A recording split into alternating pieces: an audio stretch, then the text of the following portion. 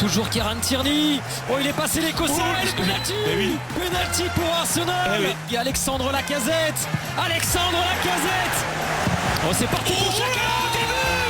Granit Xhaka. Avec Bukayo Saka. Bukayo Saka. Magnifique. This is Arsecast Extra.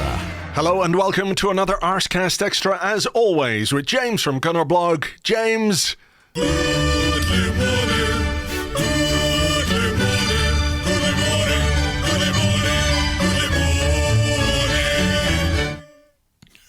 I mean, I know we've used that before, but these fuckers have got to win more than one game for us to start producing new jingles for Goodly Morning. I mean, look, I loved it. It was great, but come on, guys.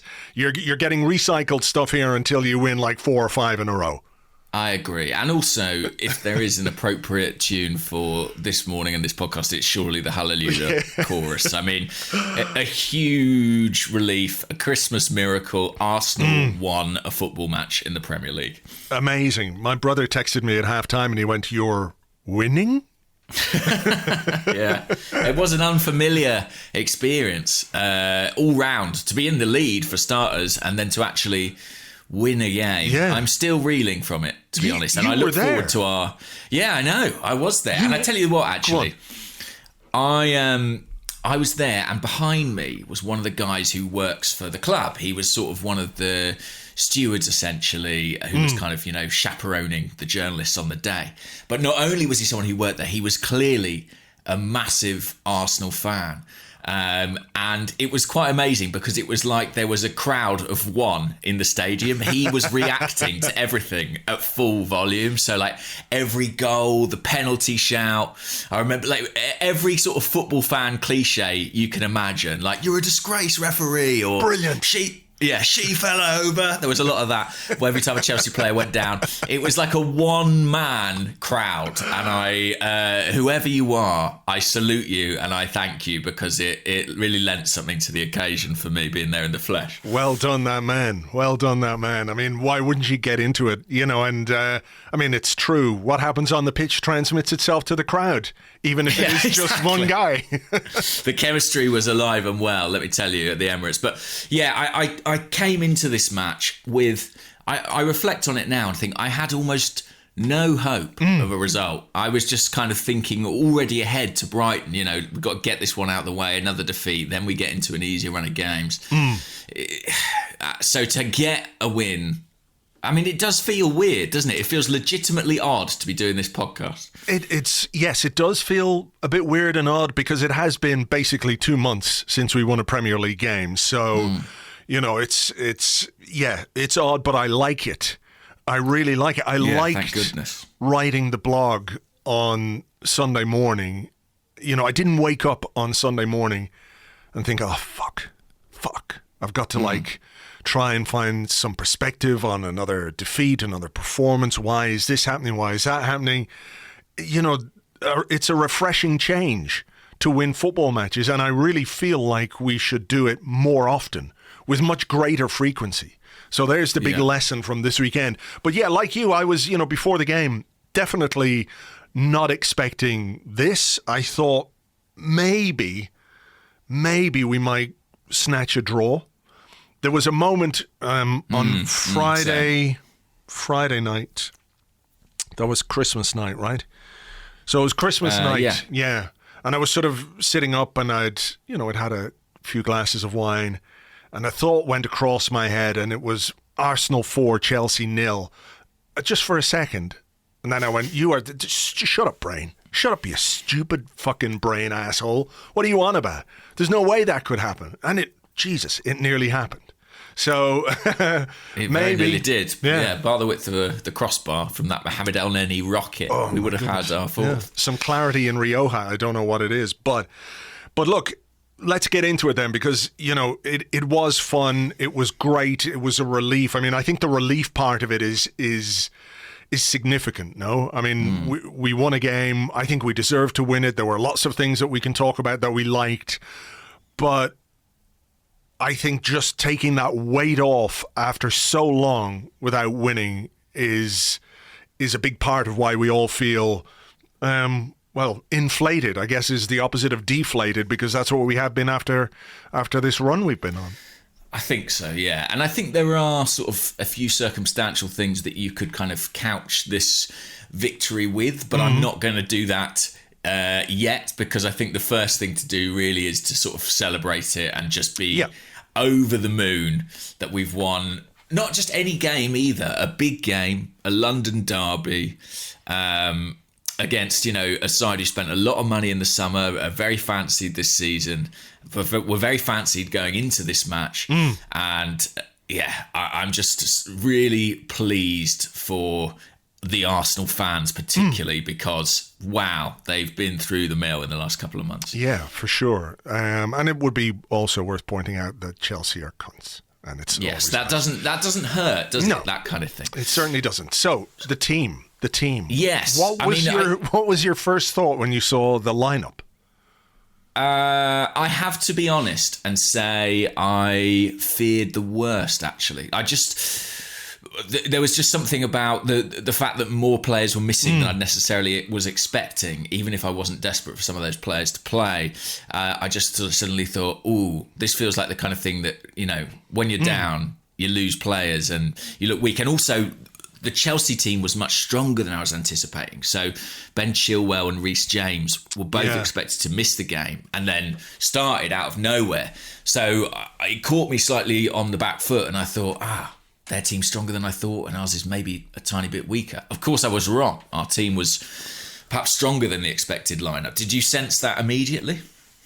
Well, once the game started, I thought we started really brightly. So it did help dispel some of the concerns that I had. And look, I'm not going to lie and say I was displeased to see Emile Smith-Rowe starting and Gabriel Martinelli starting. I think, you can separate the two things. You can be slightly concerned because this was Smith-Rowe's, only his second ever Premier League start.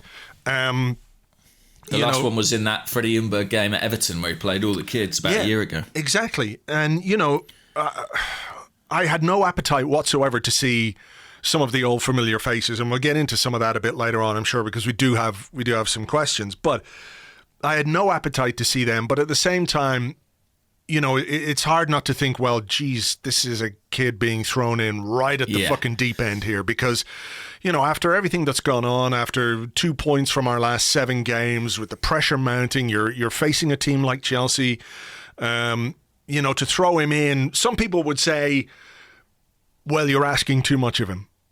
It's desperation or whatever it is.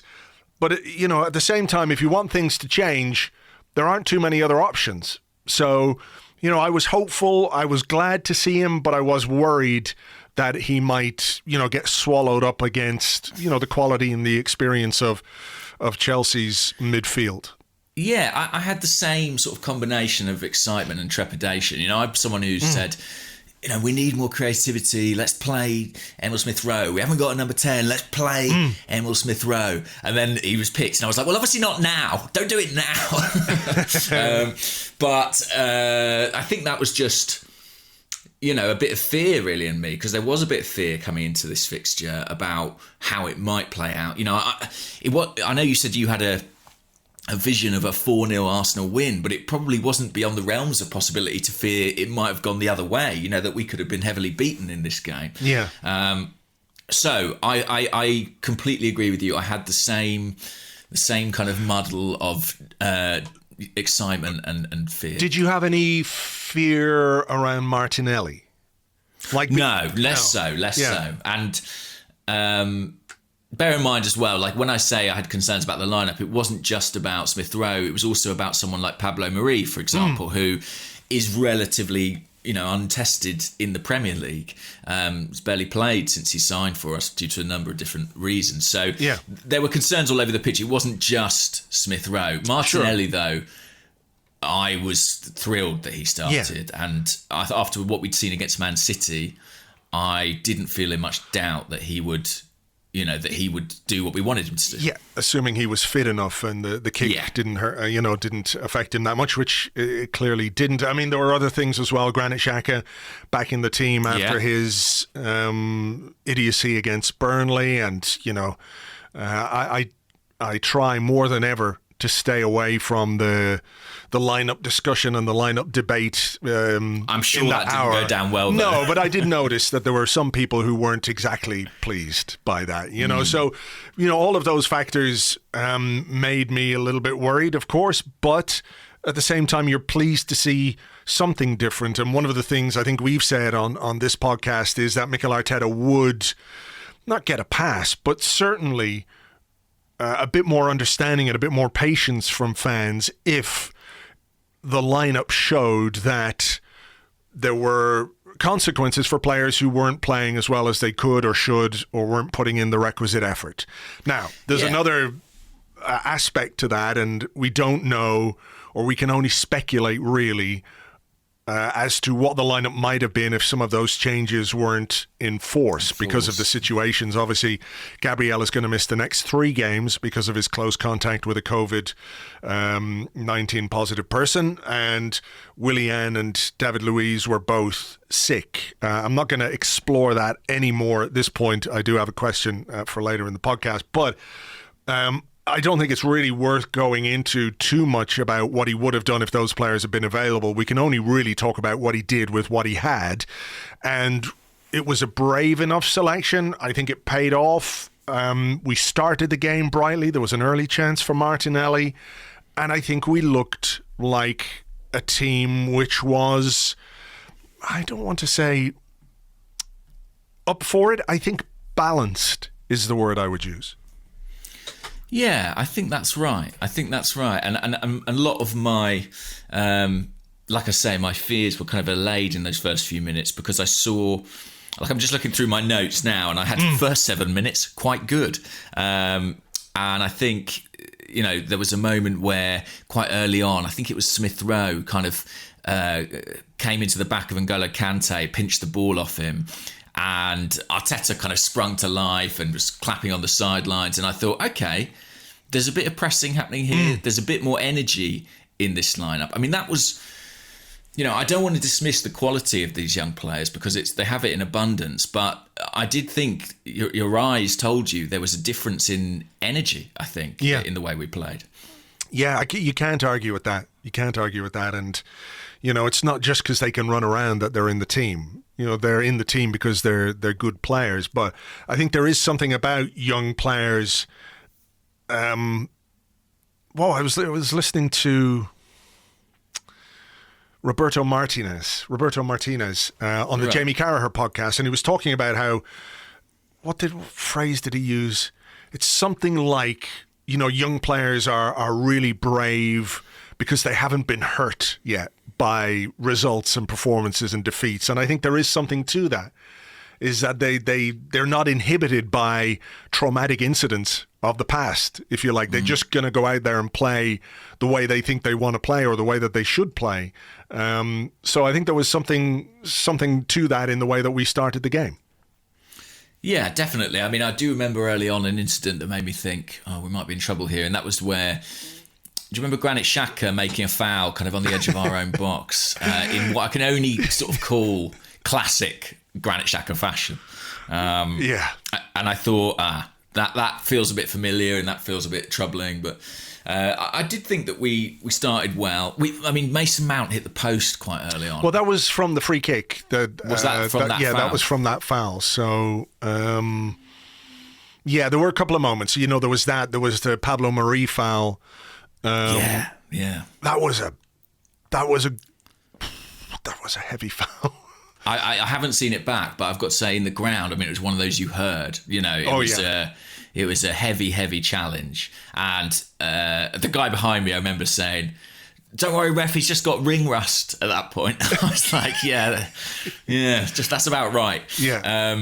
But that was, there were a couple of worrying signs. One of the big themes, I think, of this game and of Arsenal's recent performances is how important the first goal is. And I almost don't think it can be overstated. Arsenal hadn't taken the lead in a game since the win at Old Trafford, I believe. Hadn't been ahead at half-time since the opening day against Fulham. So, if that Mason Mount free kick goes the other side of the post and goes in, it's maybe a different game. And this is a match where the margins went in our favour, and I would probably include the penalty award in that?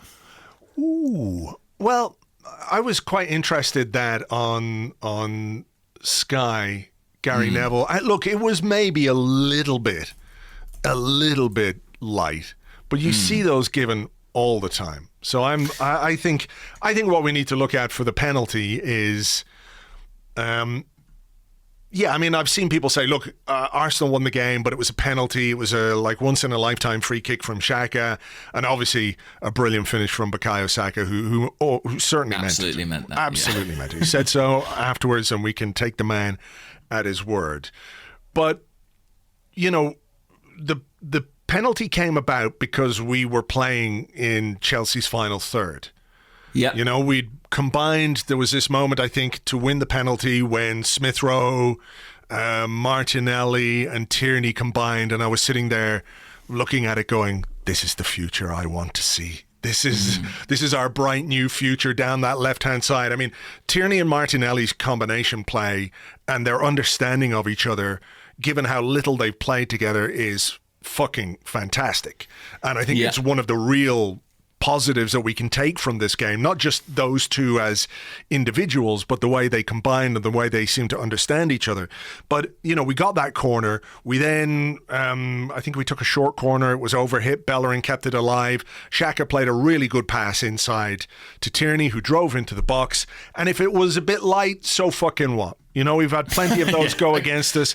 And you're rewarded for the way you're trying to play. You're not going backwards. You're not taking a corner and a short corner ends up back with Bernd Leno. You know what I mean?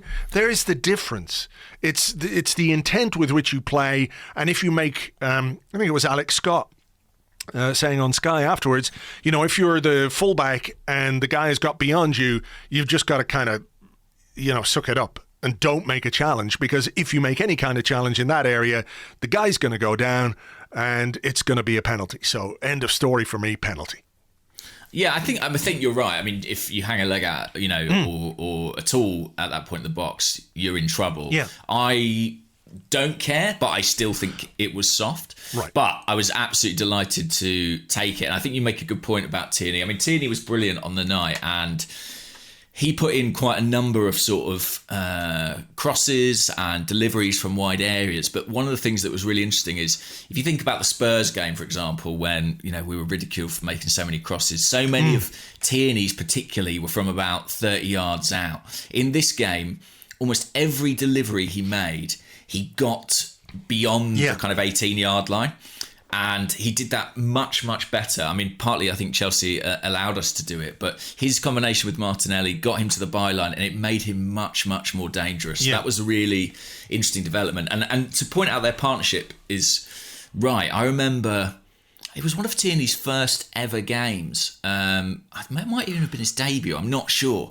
But he was asked about Martinelli in a post-match interview, and he said, Gabby's a great guy and we really get on and I love playing with him. And it's been true really since the start. They just seem to have a very natural, easy chemistry.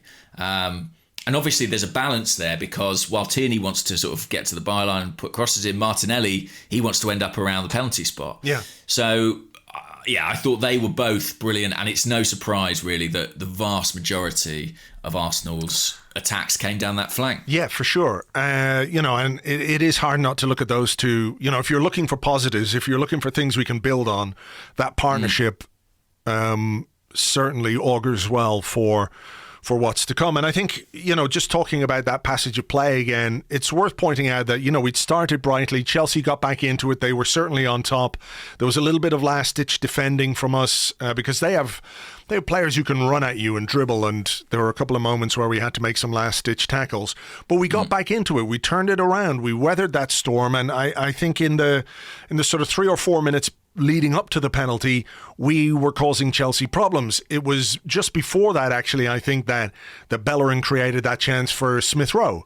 We worked it well down the right-hand side, and unfortunately he kicked fresh air. But, the fact we were creating that kind of a chance is a marked improvement on what we've seen from Arsenal. And then, of course, we go on and we get the penalty, and fair play, like I said, he took it away.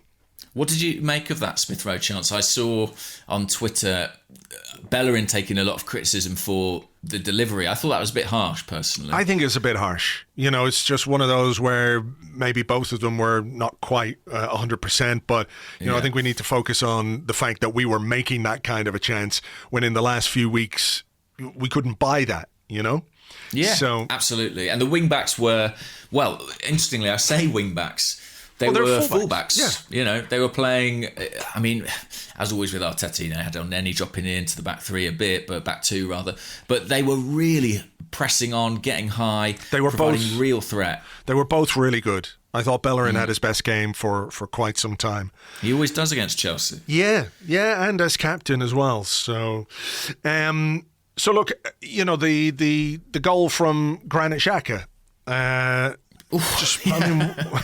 What a hit. It's overdue, in fairness. He's taken a few free kicks in his time. Was it last season or the season before? I think it was the season before he scored one against Crystal Palace when we were wearing that disgusting what colour would you call that? I don't know. Sick coloured turquoise shirt. That was a brilliant free kick from the corner of the box, wasn't it? Yeah, it was sort of out wide area and he put it top corner. So it's been a while.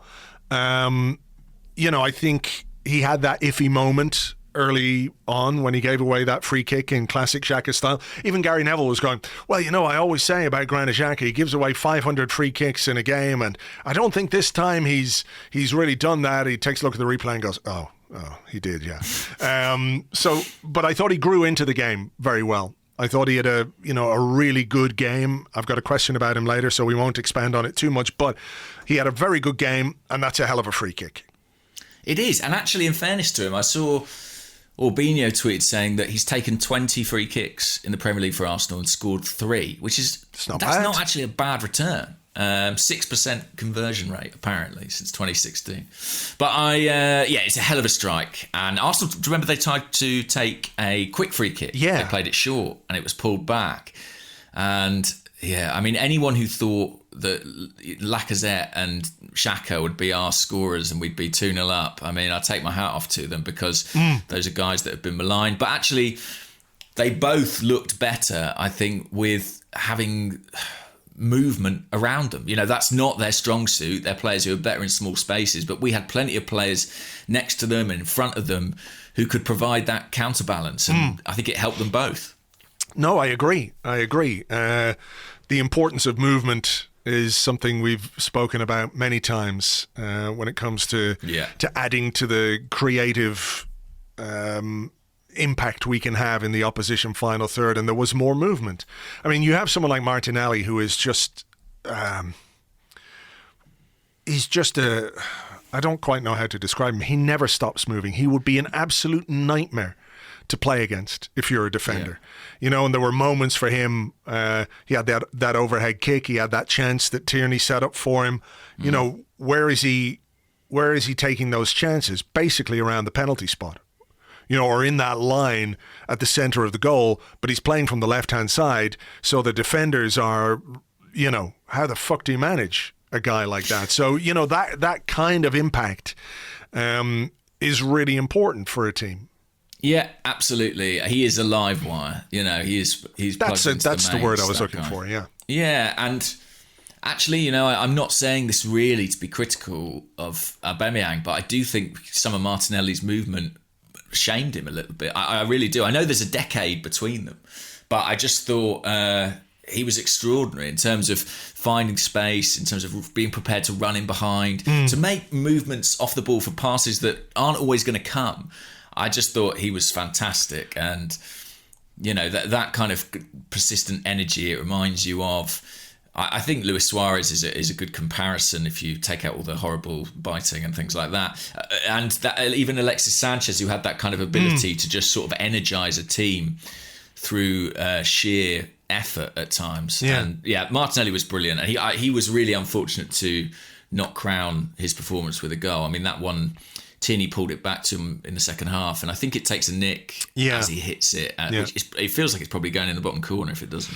Yeah, look, he was great, and I was glad to see him come off at 70 minutes, even though I felt we really lost something. It was sensible. I think a few minutes before Smith-Rowe came off, I was saying in the live blog, he looks just a little bit tired, which is normal. This is only his second Premier League start. He hasn't played a lot of football this season. So, managing those guys is going to be a really interesting aspect of what's to come in the days ahead. Let's talk about the third goal. Chelsea made 2 changes at the break, and the debate about whether he meant it or not is pretty much irrelevant to me. What I liked was the way that Arsenal played the ball out from the back. I think Leno claimed a cross, and from there he played it out, and there were X amount of passes around the back. We worked it forward. Xhaka involved a couple of times, Lacazette involved, Bellerin, Smith-Rowe, and then Saka. That's the kind of football that we haven't seen a great deal from Arsenal this season. And whether it was to do with feeling a bit confident because we were 2-0 up, it was just nice to see us play with some assurance again, because, when you lose and when things aren't going your way, it's too easy to take the safe option. And when you look at that move, there were a couple of passes where you go, oh, is he going to get there? I'm not sure he is. That looks a little bit far ahead of Xhaka. I don't know if he's got the legs to get there, but he did. And if you lose it there, it's a turnover in play, and Chelsea are heading towards your goal. And, it's nightmare stuff. But we made it happen. And, I think it was a really nice goal. And obviously the finish caps it off. Whether he meant it or not, it's spectacular. Yeah, it is. I mean, I've never seen a goal quite like it. It's a really strange one, especially off his wrong foot. My inclination would be if a goal looks really weird, there's usually a reason. And I think from the glance he gives, he's probably looking towards the 6-yard box. But there's a lot in the build-up to the goal that I really liked. Bellerin makes another really good driving run. He goes beyond the midfield. He goes beyond Thiago Silva, takes him away from Saka, and it just gives Saka the space to kind of lift that cross shot in. It drops in the far corner. What a time to score as well. Chelsea, like you say, they made the double change, came out for the second half, probably had a rollicking from Frank Lampard. Within 10 minutes, Arsenal made it 3-0, and with any other team, you'd say that killed the game. And yeah, it was a great moment. I was so pleased for Saka. He was brilliant too. Yeah. And I think, him and Martinelli switched wings a bit, but I think after the first couple of times they used Saka on the right, I was a bit unconvinced and not really sure it was a good role for him, but I think he's really grown into it, and I think he is a very, very good option there. And I like, actually, that him and Martinelli can switch, can interact, can provide a bit of fluidity. Yeah. So, look, there were more chances for us to score goals. You mentioned El Neni hitting the bar. The Mendy, Martinelli one we talked about. Yeah, Martinelli. It was nice to see us make chances and take shots, which is, again, something that we've been bemoaning, the fact that we don't take too many shots. 4-0 would have been absolutely beautiful. We did make changes, though, and I understand why those changes had to be made. I think Willock did okay when he came on. He made 3 tackles in the period that he was on the pitch. Pepe on the left didn't really do a great deal, but, we could have been 4-0 up. And then it got scary. It did, yeah. It took a turn. What were you thinking? Because I was sitting there 3-0, and it was in the 84th minute, whatever it was, and I was like, I wonder what kind of headline I'm going to use on the blog tomorrow, and how will I frame this performance? I'm not going to use the Laka Xhaka Saka headline that everyone is going to use. I think it's something else, and then they score that goal, and I was like, we should be fine. 3-1, bit of a shame to not get the clean sheet, but it'll be Bernd fine. Leno will be a bit upset about it, but it should be fine. Then Thiago Silva headed just wide. Yes, that was a good chance. And I was like, ooh. And I could feel myself beginning to perspire a little. And then they got the penalty. And I was like, oh no, because as soon as they got the penalty, as clearly as I could see a future shining brightly down that left-hand side of Smith-Rowe, Martinelli, Tierney, you know, I could see the dark clouds coming in over the horizon and Chelsea scoring. And then somehow, some way, they would scramble one in the last seconds of the 5 minutes of injury time, which felt like eternity. And I was like, oh, no. Yeah. You can't do this to us. You can't do this to us. And by that time, wasn't Olivier Giroud on the field as well? So, No. you know... No, he didn't come on. No, they brought they brought Havertz nightmare on. visions of that. Yeah, I was really surprised they didn't bring Giroud on. Like, I mean, it probably would have ended 4-3 to them if they had. But I know exactly what you mean. I had the same encroaching feeling of doom, and actually, in a funny way, you know, having been 3-0 up, I think to have lost that lead would have been as damaging as anything we've seen. Really. Yeah. And so there was kind of stakes came into a game that, you know, you didn't necessarily anticipate.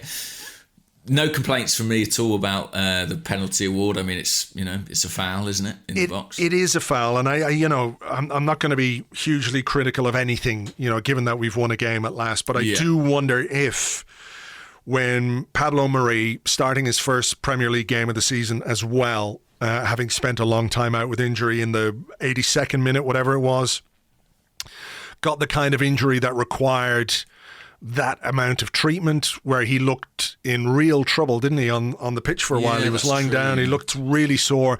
Like, I'm not saying Arsenal need much more Mustafi, you know?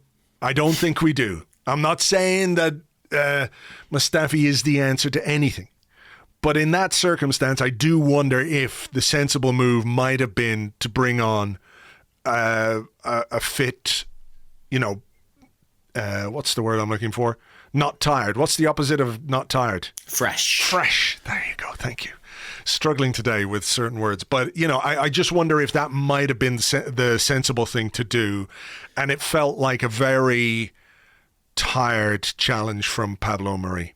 It did. I mean, managers are always reluctant, aren't they, I think, to change the defence. You know, it's an interesting one, that. You know, I don't know if there's any kind of truth to that sort of maxim that seems to exist among managers, that you keep the back four intact as far as possible. But that is an interesting example of where a change might have been good. He did look leggy when he made that tackle for the penalty. And then Jorginho steps up, and you've got all the memories in your head of us being linked with him in the summer, and you think, right, well, he scores this then. But no, Bernd Leno saves a penalty. What a save from that Mr. Really Tumnus-looking fucker, Jorginho. Really does. It's a really good save. It is. It's a really good save. It's a very good save. And at that point, I was able to relax. I don't think I stopped sweating, but I was able to relax because I figured, you know, we wouldn't let it slip from there. And we didn't. And by the way, yeah, I've been lucky enough to go to a lot of games since the absence of fans. And I don't remember, maybe not even the FA Cup final, I don't remember a noise like the one I heard when Bernd Leno saved that penalty, from the players, from the bench. I think everybody was aware that was a kind of sliding doors moment. Yeah. And there was very, very, very palpable, audible relief from everyone associated with Arsenal. And of course, the guy behind me went absolutely mental. And why not? I mean, it was a huge moment, as maybe not quite as much as any of the goals, but like in the context of that game and in the circumstances in which we find ourselves at this moment in time, you know, it felt like a goal practically, didn't it? It did, and it felt like, you know, it set the seal on the victory, and actually it meant we kind of ended on a high, you know, rather than sort of feeling under the cosh. Yeah, we scraped that one. Yeah, exactly. It really felt like, okay, we've got a relatively comfortable victory here. And it's a really, really, how can I describe it? It's a foothold, isn't it, for Mikel Arteta? It's a lifeline. It's something to cling on to as he goes into this big, big, big run of games. And I think he must have breathed a hell of a sigh of relief. For sure. Look, I think I was prepared in some way to compartmentalize the Chelsea game because I was expecting the worst. And I feel like the next 4 games, the ones we've spoken about against Brighton, West Brom, Crystal Palace and Newcastle, were going to be defining. I still feel like that is the case. But we go into those games with a real boost because this was a big win, a really important win for all the obvious reasons. You beat a London rival as well, you know. To end the sort of barren run we've been on with a performance like that and with a win like that is absolutely fantastic. I mean, it's just the tonic that we needed. But the important part, and I think Kieran Tierney said this on Sky afterwards, he just said it's a start, innit? It's a start. He wasn't getting carried away with, you know, what a big win it was. I think we as fans were perfectly entitled and are perfectly entitled to go large on how much we enjoy that win and how much we celebrate it. But for the players, for the manager, it's done. It's over. Well done to you. Congratulations. But now do it again and do it again and do it again, you know? So I'm not trying to bring anybody down or say that this is, or try and take this in a negative way. But the really important part is that we don't follow up a big win like we did at Old Trafford with a period where we were, you know, shit. So it's hugely important now, this next period, particularly as the games that we have really struggled in are the kind of games that we've got coming up. If they want that new Goodly Morning jingle, I mean, what more? Pin that up on the dressing room wall, Mikel Arteta. What more motivation do they need? Yeah, I mean, listen, we are absolutely entitled and right to celebrate this, especially when, you know, nights or games like this have been few and far between this season. It's funny, you know, we've had some big ones, United and Chelsea, but a lot in between that was very, very bad. I have to be honest, say I'm not getting massively carried away, only because if I step back from it, it feels very different because the personnel on the field were different. But ultimately, this was a win over a top 6 team, which is something Arteta has managed a few times. It was a game in which we didn't face, you know, the massed ranks of a low block defence. There are still things this team has not shown us they can do. And this sort of thing, until recently, was within their remit. You know, I remember when we lost to Wolves and then we went to Spurs in the next game, and there was a kind of sense of, well, that might suit Arsenal, you know, because it's a big game. And I guess maybe we should have not seen this coming, but been a bit more optimistic given our record in these kinds of fixtures. However, confidence is something we've talked about with this team. Yeah. And where do you get confidence from? You get it from big wins over big teams. And so I really do hope it will provide a big injection of life for this side. Do you think that the performances of Smith-Rowe, Saka is slightly different because he plays all the time? Yeah. And I think we also have to acknowledge the fact that it's only been in recent weeks that Arteta has had Martinelli and Smith-Rowe available to him because they've been injured basically all season. We can never know quite how much they were going to play. But do you think it might have assuaged some of his fears about playing young players? I mean, I can only assume that the William Saliba thing is because they don't want to expose him too much. They don't feel he's ready, etc., etc. You know, at 19 years of age, central defender. I'm not here to relitigate what's happened with his loan move or anything like that. But, you know, I think he has, and evidence suggests that he has been more minded to play experience to try and get him out of the hole that he's in. You know, leaning on players who've been there, done that. I understand it. I get it. I know why managers default to that. But especially when they're quite inexperienced themselves, maybe. But how do we find the balance now between, right, we put in some young players, the young players did well, and we won a game. there's an element of cause and correlation here. You know, how much is it down to those players? How much is it down to... I mean, I think it's one of the things we have to say as well is that the young players who did really well were very well supported by the experienced players in the team also, right? Yeah. You know, I'm not Granit Xhaka's biggest fan or anything like it, but he had a very good game. Lacazette hasn't been great this season, but I thought he had a very good game and grew into it. Tierney, I know he's only 22 still, but hugely experienced, was brilliant. Bellerin was fantastic. Yeah. I thought Holding was good. I thought Pablo Mari faded, but I think in general he did okay, you know, particularly against a team like Chelsea who are so good in the air, so good from set pieces. You know, they've scored so many goals from set pieces. I think he made 7 or 8 headed clearances in our box. I don't quite understand why Hector Bellerin was marking Tammy Abraham, but that's another question for another day. So the young players were absolutely supported by the experienced players. So it was a collective effort. We can't just say the young players made this happen, but they did make a difference. Do you think it will have an impact on how Arteta views the team selection for Brighton, the team selection for West Brom, etc., etc.? Also bearing in mind that the schedule that we're operating under at this time of the year with games every 3 days. I mean, we're playing tomorrow, then we're playing again on, is it Saturday again? You know, is it Saturday or is it? No, it's New Year. It's Friday, isn't it? It's New Year's Day. We're playing at 8 o'clock. No, the 2nd at 8 o'clock. Yeah. Okay. West Brom. All right. Okay. So look, the games are, you know, coming thick and fast. We do, whether we like it or not, have to rotate a little. We're going to have to. I mean, that's the reality. We want to see Martinelli. We want to see Smith-Rowe. But we have to also acknowledge that they've been out injured. We have to manage their fitness. We can't just start playing them every single game. As much as I would love to see it, they can't play Tuesday, Friday, Wednesday, you know, Saturday. They can't do it.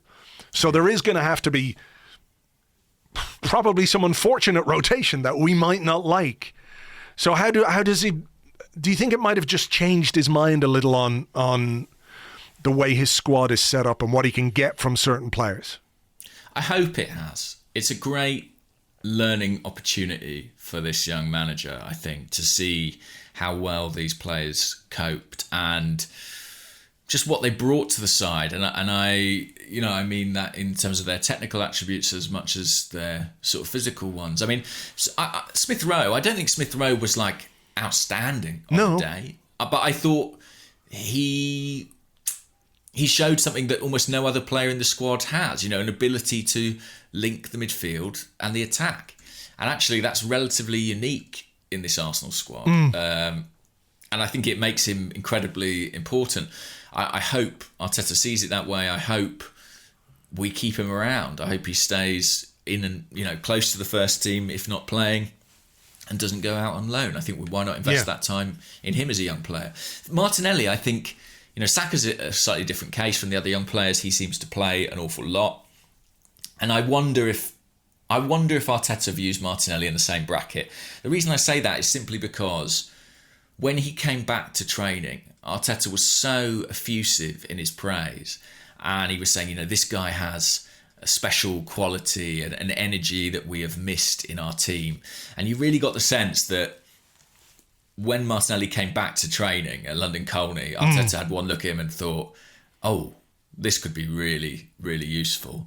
And the speed at which he's kind of stepped into the first team, begun starting games, to me suggests that Arteta recognises what he's bringing to the party. So, yeah, I hope it's a really instructive night for Arteta. I think if he reverts to just picking, you know, the same names that we've talked about before, I think people are going to be very frustrated with that, and I think they would be entitled to be. I think it would be wrong. That said, I can't see, for example, someone like Smith-Rowe playing all these fixtures.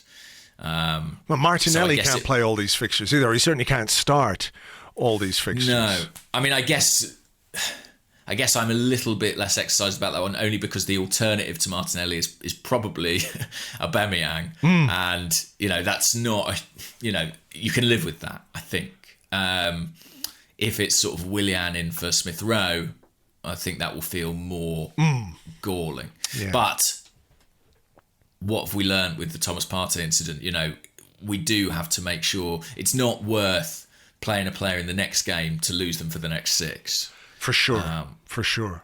Hopefully that is a lesson that we've learned. Because the games do come, with quite some intensity at this time of year. I was pleased that Smith-Rowe came off as early as he did, because I thought, okay, that I think potentially puts him in the mix for Brighton. So yeah, I agree. Okay, anything else from this game that we need to touch on other than it just being a fantastic win, something we can all be really happy about? Yeah, I'm really not a lot to add. I just was so delighted, and I've got memories in the recent past of Arsenal kind of ruining Christmas with Boxing Day defeats. I think there was one at Southampton. I think there might have been one at Brighton as well. So I was mightily relieved to get this win. Happy Christmas. Thank you very much indeed for the wonderful present, Arsenal. We all really appreciate it. And I'm not trying to sound sarcastic when I say that, despite my voice sounding exactly like that when I started. So I don't know quite what happened there, but I do mean it. Thank you. Thank you. I really liked it. Yeah, we all did. Only a day late. Only a day late. Okay, look, we're going to take a little break here and we will be back with your questions and more in part 2 right after this.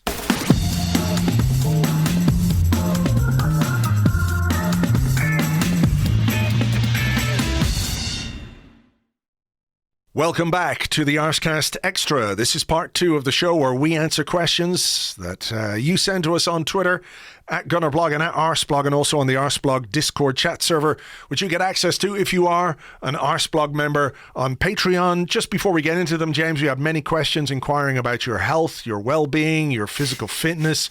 Given that we've won a game, can you please confirm that you are in one piece, or the pieces that should be in one piece are not in 2 pieces, or fractured or sprained or something? I am suspiciously well. Good. Asymptomatic, I believe, is the phrase people use these days. Okay, well, that's good news. Where was the other question that I was going to ask very early on? I can't remember where it was. So let's not get into it. Do you want to start, or will I start? Okay, I'll start. This is from Queen Gooner, who's at SoFire on Twitter. And she asks, if Willian goes straight back into the starting lineup for Brighton, what would be an acceptable reaction from Gooners? Kick the cat, baseball bat through the telly? Well, first, I should say we do not advocate violence towards domestic animals at all. So please don't kick your cat. I know it's a figure of speech. So no, that would not be acceptable. Kick Willian's cat, maybe, or Mikel Arteta's cat. Sure. I don't think he has a cat. He's got a dog. I think he's got I think I saw a story about Mikel Arteta's dog. Really? Yeah. What sort of dog has he got? I think he's got something like I think it's a Dutch Shepherd. Here we go. He has, yes, a Dutch Shepherd, that's right. He's purchased the pooch. Are you reading from a tabloid? It's Daily Cannon, I'll have you know. Okay. And they say he purchased the pooch from Elite Protection Dogs, who provide exclusive dogs for exclusive people. And essentially it's a guard dog, right? Yeah. They're I think they come fully trained and all that. Patrol your grounds and what have you, yeah. 20 grand. It's a lot for a dog. That is a lot for a dog. But what should the reaction be? I think disappointment. You talked about Martinelli maybe putting Aubameyang to shame a little bit. I think that's, not necessarily big on that phrase, but I know what you mean. I think Willian was shown up in a big way by Martinelli, by Smith-Rowe, by Xhaka. Definitely. He really, really was. So there's no reason for him to come straight back into the team. He has... What's the best case scenario that we get from this? Is that Willian realizes he isn't going to be without competition, or he's not going to be first choice just because anymore, and he ups his game, or he knuckles down or tries harder. I mean, that's the best case scenario that we can get from this, right? Yeah. But it's entirely on him to work his way back into the team. I mean, I think he will at some point over the festive period. I think he will start a game. Yeah, I mean, presuming that he's well. I mean, I know that he had and passed, if that's the right word, or at least tested negative for COVID, but he was seemingly unwell. Well, can I ask you a question? We had one here from the Discord, which is from Dan EZ. Dan Easy or Dan Ez, I don't know. He says, any news about what's happening with Luiz and Willian? Do you think they're really sick? And a few people ask this. Or is there omission from Chelsea to do with their reported meeting with Edu? Like, are they sick or are they sick? Was it just because it was Chelsea, that the two ex-Chelsea players didn't appear? Was there something to read into that? And for those that don't know, there were some reports that Willian and Luiz went to Edu with concerns about Mikel Arteta or what was going on with the team. It's hard to know what exactly was said in that meeting.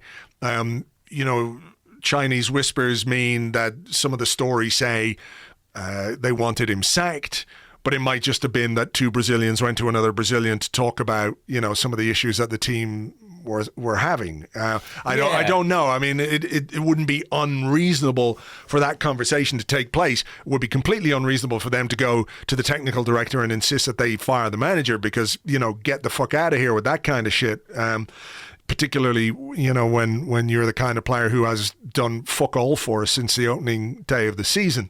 So what's your information? Do you think there was anything more to it just than them being unwell? Personally, I don't think that. And I personally don't put any stock in the story that Willian and Luiz want Mikel Arteta out. I think it would be extremely strange for Willian to want a manager sacked who has persistently picked him despite him performing really poorly. Yeah.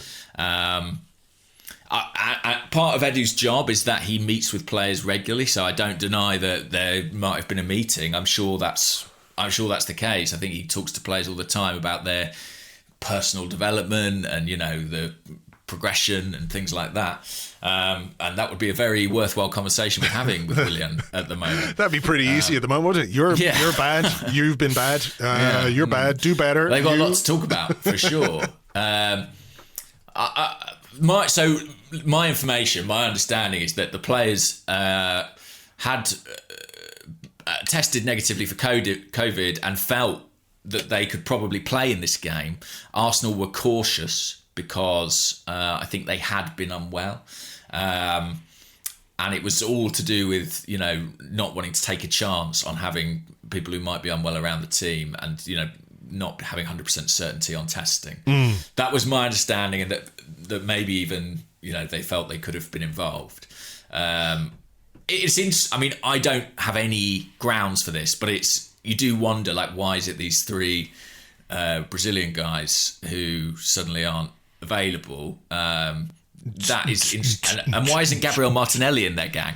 He's not allowed out. Why wasn't he invited to Gabriel's birthday His mum party? won't let him out. She's going, no, you're not allowed out. It's Christmas time. You spend it here with us. Well, very possibly. Maybe they're back over, his mum and dad. I don't know. Maybe he's got more fucking sense. Yeah, I don't think the conspiracy theories have much grounding. Okay. It will be fascinating.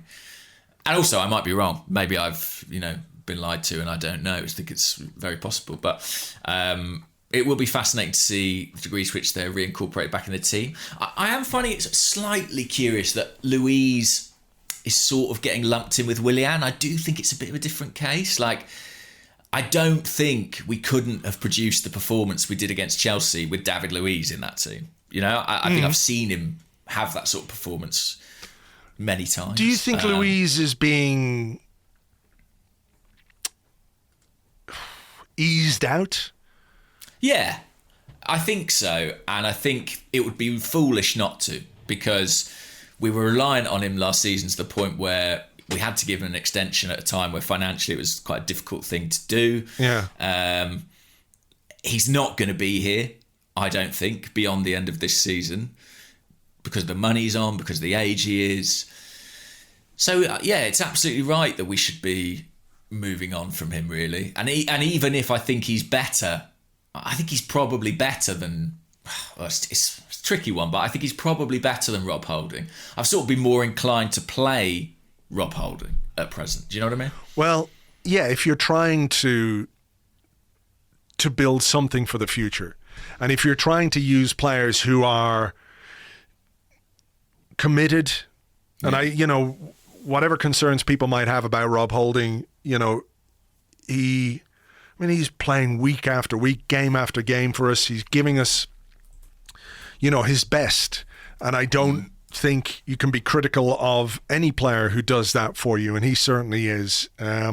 So, yeah, they're looking for a right-sided centre half. It's just interesting what their long-term plan for the left is. Obviously, Gabriel is there. Pablo Mari is there. So are they looking for, someone who can combine or, provide that same... that same kind of structure, so it's Holding balance. plus one on the right, and it's Gabriel and Pablo Mari on the left. Yeah, it was interesting, wasn't it, that Callum Chambers, am I right in thinking he didn't play against City in the Carabao? I wonder if he might go somewhere in January, maybe on loan. I don't know. I just look at the number of centre-backs we have, and I think moving some of those on will be high on the agenda, and given his lack of involvement in that fixture, I kind of wonder if he might be sort of being saved, put on the shelf for a move somewhere. But yeah, Luiz and Willian, listen, maybe they'll be declared well for the next game, and then Mikel Arteta will have a choice to make. I do think that Willian, the smartest management at this point is to take him out the team and to say, look at what these guys are doing. You're not at that level.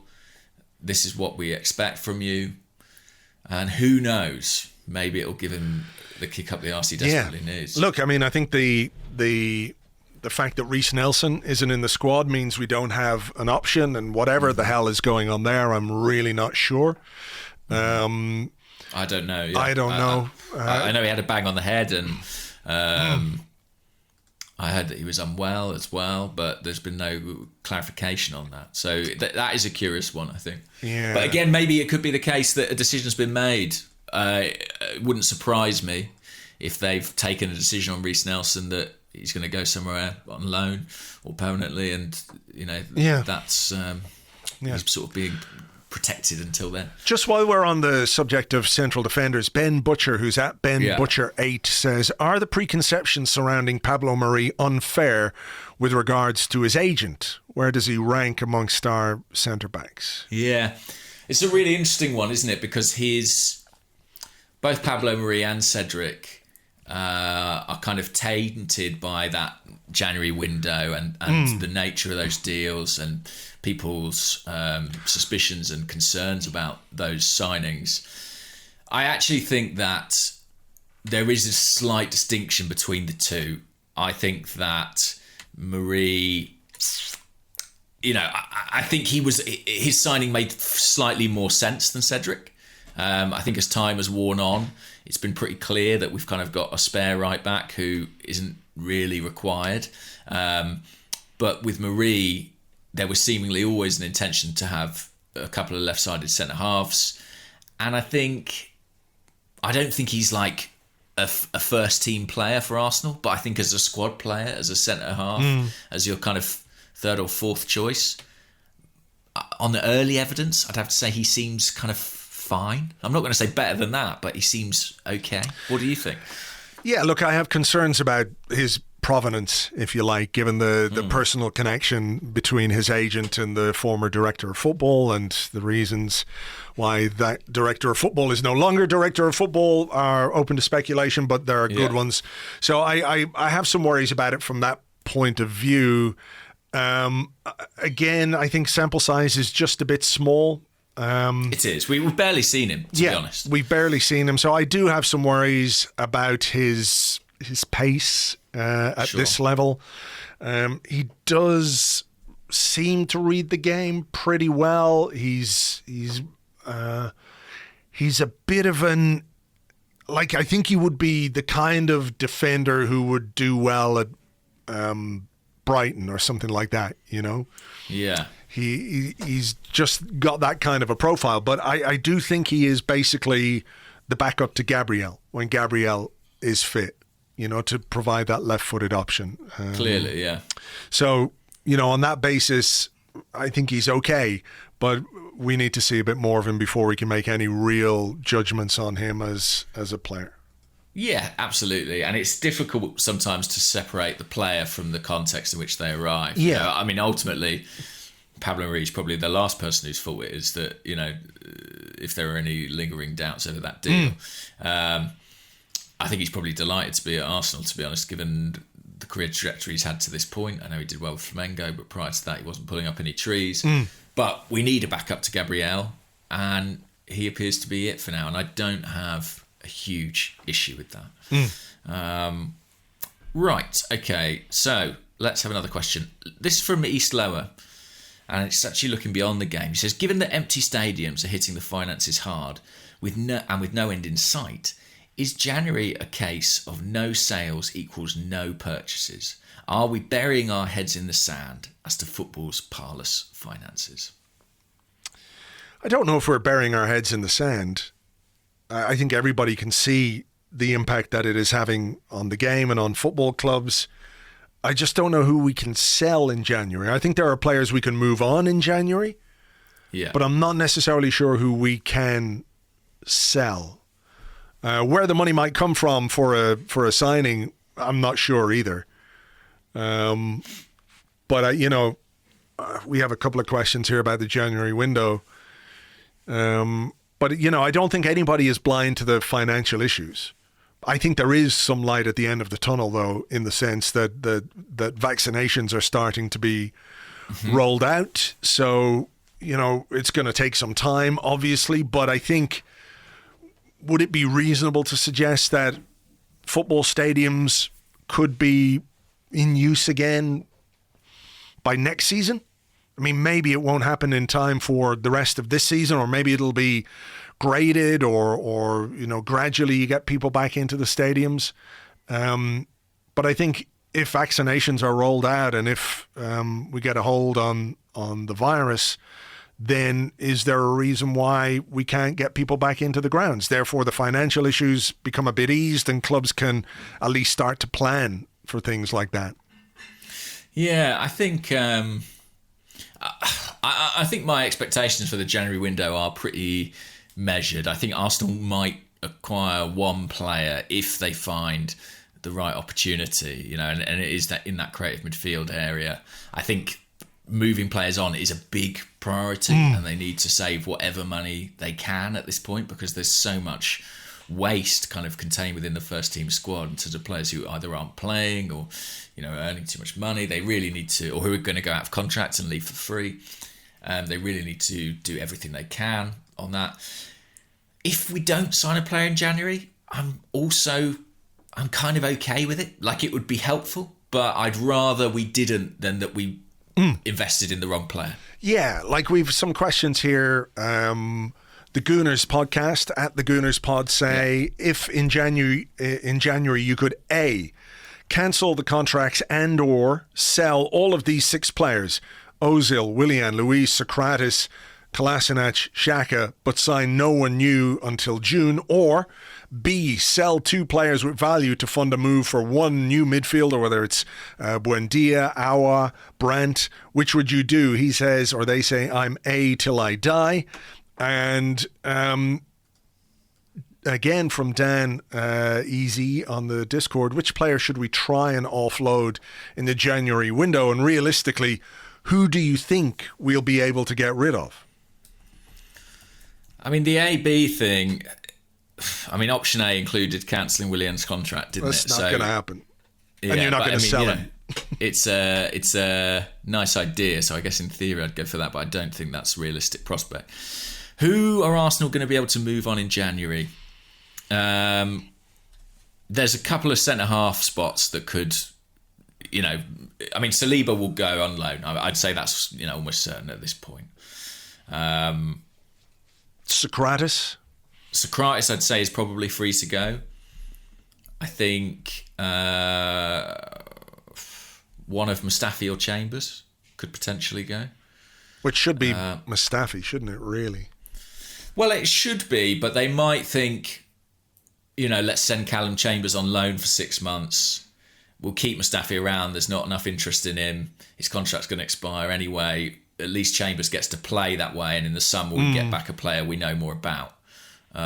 If someone wants to buy Mustafi at this point, by all means, but I'd be amazed if that was the case. I think moving Mustafi and Socrates is almost more difficult because they're so close to the end of their contract that they might just want to stick it out. In midfield, I don't see many options to get rid of people.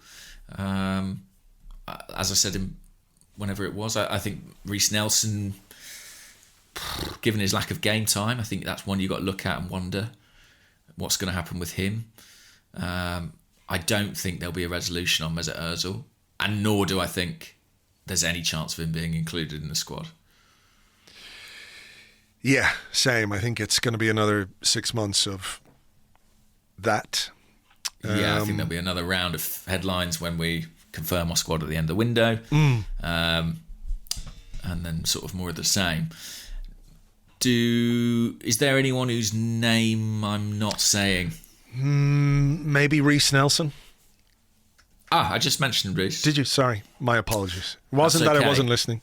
What about Smith-Rowe? Do you think at this point it would be crazy to send him out on loan? Look, I think in isolation you could say he's a young player who could benefit from a loan. Yeah. Certainly you could make a very good case for that. But when you look at the Arsenal squad and you look at midfield, I would just be inclined to keep him. I'm not saying play him every week, but keep him. I think he can develop with us as much as he can develop elsewhere. And I think we could use him. I think we need him, particularly if, like you say, there's going to be I don't think there's going to be any recall for Mesut Ozil. Just no way.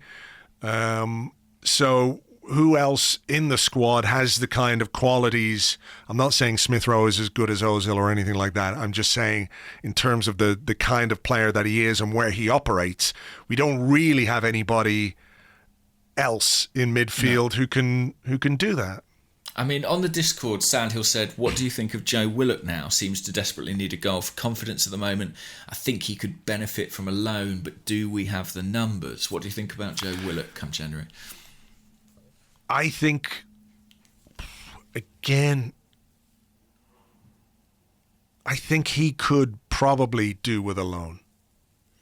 Yeah, I think he could do with one. It's just it comes in that area of the field where we're so light, and I think someone would probably have to come in for that to happen. Well, yeah. As it stands, you can see Smith-Rowe and Willock sharing quite a lot of games. If you start Smith-Rowe, there's an obvious substitution on 70 minutes where you bring Joe Willock on for his energy and his athleticism in that last 20 minutes. And it's probably not the way Joe Willock dreams of being used, but it's a job he's quite effective at. I think with Willock, I mean, like I said, he came on, he made 3 tackles, which is as many as any other Arsenal player on the night, and that player was Gabriel Martinelli, by the way. Yeah. I just feel like the defensive side of his game, the positional discipline side of his game could use a little bit of work, and maybe that's what might benefit him from a loan move. But again, it depends on numbers. We do have Thomas Partey to come in, and that, let's break out the old chestnut. That will feel like a new signing when he's back in the team and when he's fully fit. Because, essentially he is a new signing who we've barely seen. So I wonder if part of our midfield or part of our January boost will just simply be having Partey back. Yeah, but I mean, when you go through that squad, it shows the difficulty of getting people out, and I don't think it's going to be easy, and I think we might see one signing, but I'd be amazed if it was any more than that in January. Okay. Yeah. Did you have a question about Granit Xhaka? I did. Here it is. It comes from Johnny Holland on the Discord. And he says, Xhaka was very solid yesterday and stuck that free kick into the top corner. About fucking time. But what did you make of his post-match interview comments? I feel like he built a platform to get back on side with the fans until the end of the season, but shot himself in the foot with his arrogance yet again. A real shame. So, I don't dislike Granit Xhaka as much as many of our listeners. I think he's a very interesting character and a flawed player, but I can't help but admire his capacity to recover from the times he shoots himself in the foot. Can I just give people can I give people the comments that he made after the game? Yeah. He said there was a lot of speaking after the red card. A lot of people started speaking again and again and again. I will always show my character. I was very disappointed about my red card and I knew what I did was wrong for my side, but I'm more than happy. I helped the team and I am back. And then he went on to talk about how, it's important that we got 3 points against Chelsea, but we have to continue like this. The next games are very difficult, etc., etc. But yeah, what did you make of the comments? Well, I think that Xhaka doesn't really care what the fans think of him. That's my opinion. I think that's absolutely right. I think you're right. I'm not saying that it is absolutely right that he doesn't care what the fans think. No. I think you're right to care. I mean, I think in the nicest possible way, I think he's probably just a bit of a cunt. And, some would argue that that's kind of what this team needs a bit more of that, That's why I say I mean in a kind of a nice way. He seems a really popular guy in the dressing room. Yeah, he is. And he's very... I think he's... I mean, look at the reaction when he scored his goal. I mean, they were absolutely all over him. I think respected is maybe more right than, popular or loved. I think he doesn't care what we think of him at all. And for some fans, that's sort of unacceptable or, ridiculous or beyond the pale. I think all he cares about is what his teammates and his coaches think of him. And we know they hold him in high regard. Now, none of this, I'm not saying that's right. I'm just saying that's who he is and who he's certainly always been and been all the more so since the incident with Crystal Palace a year ago. He kind of never really backed down on his stance on that. And I don't think ever would. No, he won't. Yeah, he won't. And that's the way he is. I think he is pretty intransigent. I think he's pretty stubborn. I think he's massively flawed as a player. But I don't think... one of the things that got said about him when he was sent off in the last game, whenever it was, is he's a quitter and he's a coward and all that stuff. I don't think that's true, personally. I think he's a problematic player who has bad attention span and things like that and poor focus at times and makes mistakes, but I don't think he's a coward. I think he's got character, but like I said, his character is a bit dubious. I'm not going to back down on what I said after that red card. I think it was stupid, and I think it's the wrong kind of character, this kind of bravado, which is dressed up as hard man. I don't buy it at all. I don't buy into it whatsoever. And I think after a game like this, he could easily have come out and said, look, I got the red card. It was stupid. I was disappointed, but I'm glad to help the team again. I think that would be reasonable. I think going on about people talking again and again and again, like you say, he doesn't care. But he doesn't help himself. He doesn't care, but he probably doesn't love the inevitable death threats that he'll get after a sending off. Do you know what I mean? I kind of understand his but is he talking about that, or is he talking about pundits? Is he talking about the press? Is he talking about, the criticism that he got? I'm not talking about nobody should like or have to contend with or deal with death threats or anything of that nature. They just shouldn't. It's just, it goes without saying. But I think criticism of you and what you do on the pitch, sometimes you just have to accept it when you've done something as stupid as he did against Burnley. I think you do. Maybe. I look. I get that's his character. I just think he's a bit of a, he is who he is. We should be under no illusions as to who Granit Xhaka is, and maybe it's on us now if we're getting annoyed at the things Granit Xhaka does simply for being Granit Xhaka. I don't know. I don't know what the solution is. I'll tell you what the bigger issue for me is that in the pantheon of our midfield, he is the second best player that we have. So when Thomas Partey is injured, he has to play. And maybe when Partey is back, he still has to play, because I think he's better for all his flaws. As much as I don't like them, he's better than El Neni. And he is better than Ceballos. And I think he's more rounded and gives more to the team than someone like Joe Willock at this moment in time. So the issue is our continued reliance on Granit Xhaka. You know what I mean? Yeah, and I think we should be weaning ourselves off that if we can. I actually think he's quite comparable as a player with Luiz. There's a lot about his game that's good, but he's always going to have a bad moment in his locker, and that is fundamentally who he is. I was talking to Charles Watts at half-time of the game against Chelsea, and I was saying, God, this thing with Xhaka, we always want to move on from him, but we're sort of never quite good enough to. Yeah. And he pointed out that when Partey played, maybe Xhaka's not the best partner for him. We've seen some, not a lot of them together, but when we have seen them together, was it the Villa game? I forget, but they didn't combine brilliantly, and it seemed to sort of isolate Partey a bit. And maybe it's the case of when Partey doesn't play, Xhaka has to play. But maybe when Partey's fit, El Neni is the best partner, or Ceballos is the best partner. Yeah, I don't know. But clearly Xhaka isn't the future. I think we can all agree on that. And, we can agree on it, but he remains. He clings on to the present. Fundamental to the present. If you like. So. It is kind of incredible. Yeah. And I don't think that's just about his strength of character or about his ability. I think it says more about our options in some ways. Yeah.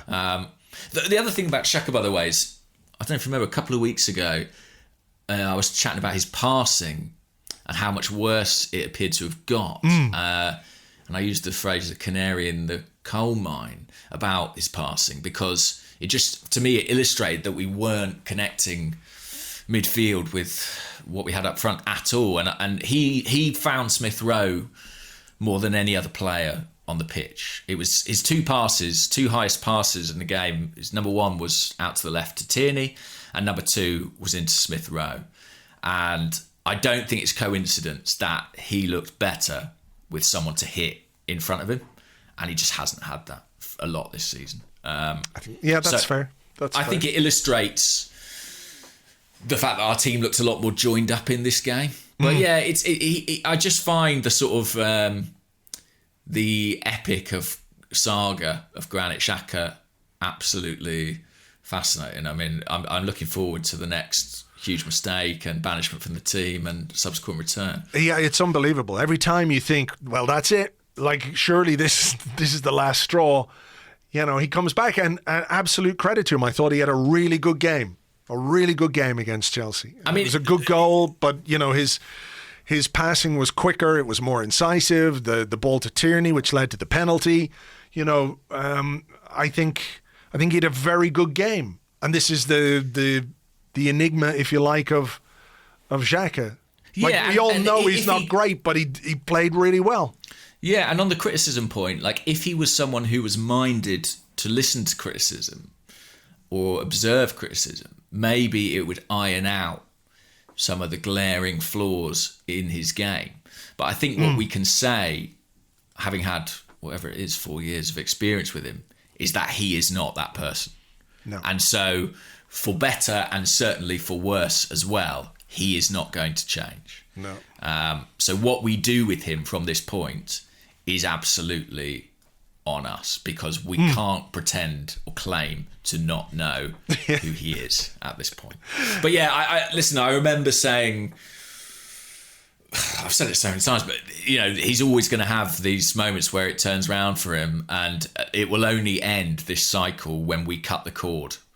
And I personally think Arsenal will make that decision next summer. It feels like, to me, a point's been reached where there's kind of natural parting. Yeah, I think you're right. And I think if the club are doing their forward planning, they are looking at Granit Xhaka as a player who, still with a couple of years left on his contract, Surely he's in that bracket. We're not going to give him a new one, or we shouldn't really give him a new one. I don't know. I know. But like, if you're looking to rebuild, and if you're looking to, a lot of players are going for nothing. Like Ozil's going for nothing, and Luiz will go for nothing, Mustafi for nothing, Socrates for nothing. What can you get for Kolasinac? The players who can generate funds are limited. Yeah, you've got to sell somebody, and I think Xhaka is somebody who, is playing regularly, can do a good job for a certain caliber of team, and I think he is a player who should be generating funds for us next summer. Yeah, he'll be 2 years out from the expiry of his contract in the summer. He'll be 28, which is probably your last chance to get a decent return. It really makes a lot of sense for a lot of reasons, and I hope Arsenal, can get the squad in such a place where they feel comfortable to make that decision. I really think that would be a smart move. Anyhow, so let's have another question. Have you got one to hand? Yeah, I've got one here from the Gooner Talk, at the Gooner Talk TV. And he says, Martinelli's performances against Chelsea and Man City have shown the brilliance of his pressing and fight against these sides.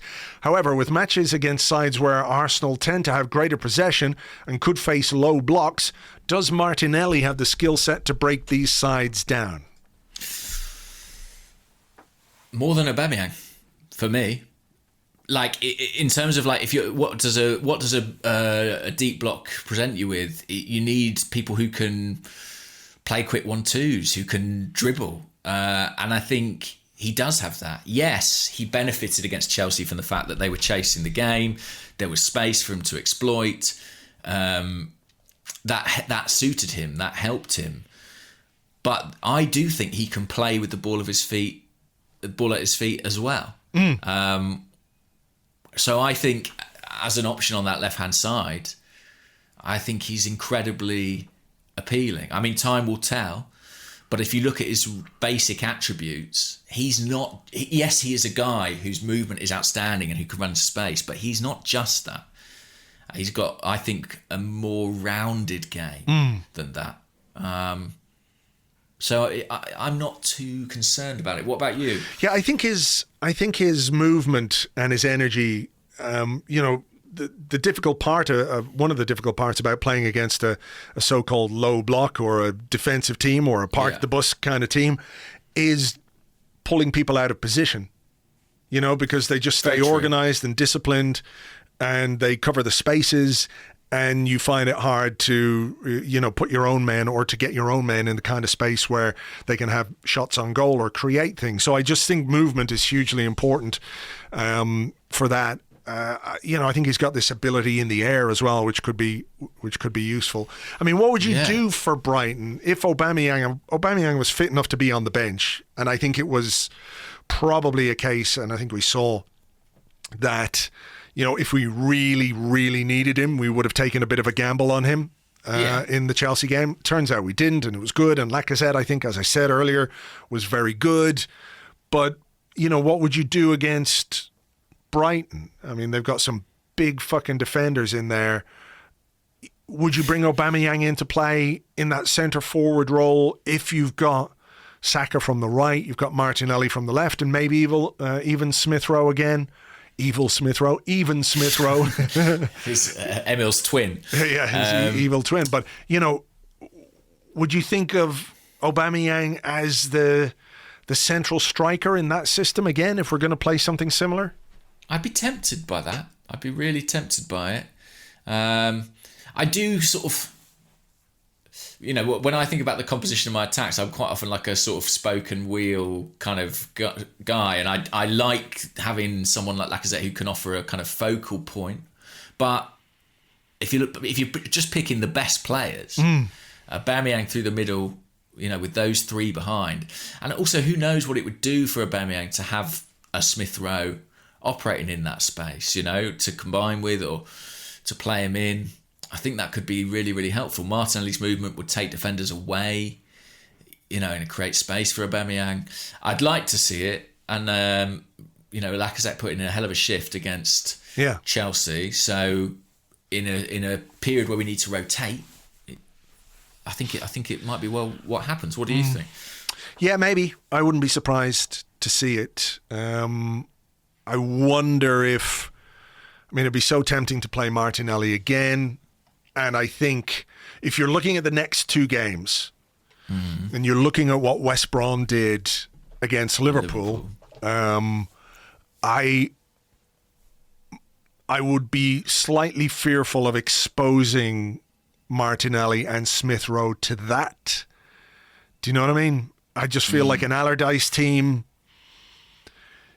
these are precious jewels that we have that we need to look after.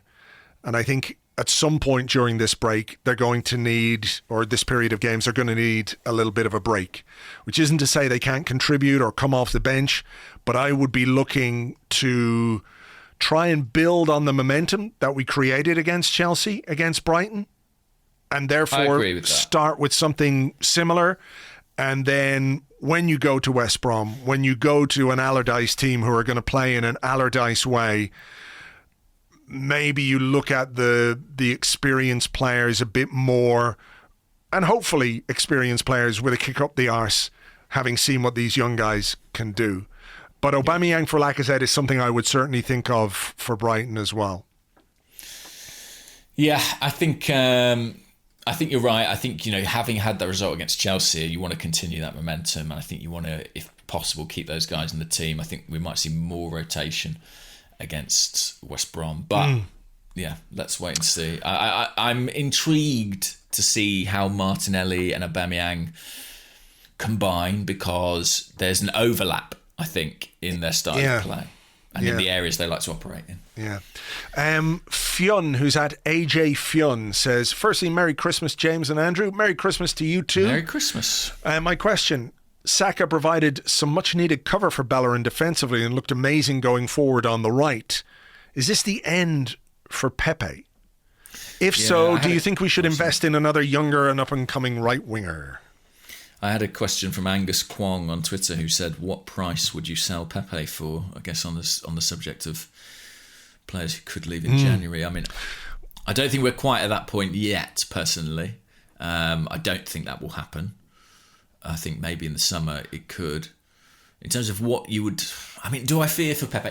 It's bad news for Pepe that Saka looks good on the right, I think. It's bad news for Pepe that Willian is out of the team and he can't get into it. Yeah, and Martinelli being back is possibly bad news for Pepe, in terms of being an option in wide areas. It's funny because, when Pepe was sent off against Leeds and then came back with those excellent Europa League performances, I think we were all thinking he might be the guy to come in and breathe life into this team. And it's kind of ended up being Martinelli, who's sort of come from, not from nowhere, but maybe come back sooner than we anticipated from the injury. And I think that is bad news for Pepe. And I think that there's just a fundamental thing where it feels like Arteta doesn't quite fancy him, and I'm not sure any amount of Europa League performances are going to change that dramatically. What do you think? I think the crux of the issue is that Arteta doesn't really fancy him as a player. Yeah. And I don't think that means he thinks he's not talented. No, exactly. Let me clarify. I don't think that makes Pepe necessarily a terrible player, or it doesn't even make Arteta right necessarily. No. I just think that sometimes a manager has doubts about a player, and you can see that in the way that he picks his team and everything else. Everything he says about Pepe, I know he had that little thing after the red card where he said he let the team down, but afterwards he was very strong about supporting him, and he was asked about Pepe in the pre-game press conference for the Chelsea game, and he spoke about him and said, I'm here to support all, Nicolas, he's a good player, blah, blah, blah. He speaks positively about him, but he doesn't pick him. One of the first things that we did this summer was go out and get a guy to play in his position, an old, washed-up guy.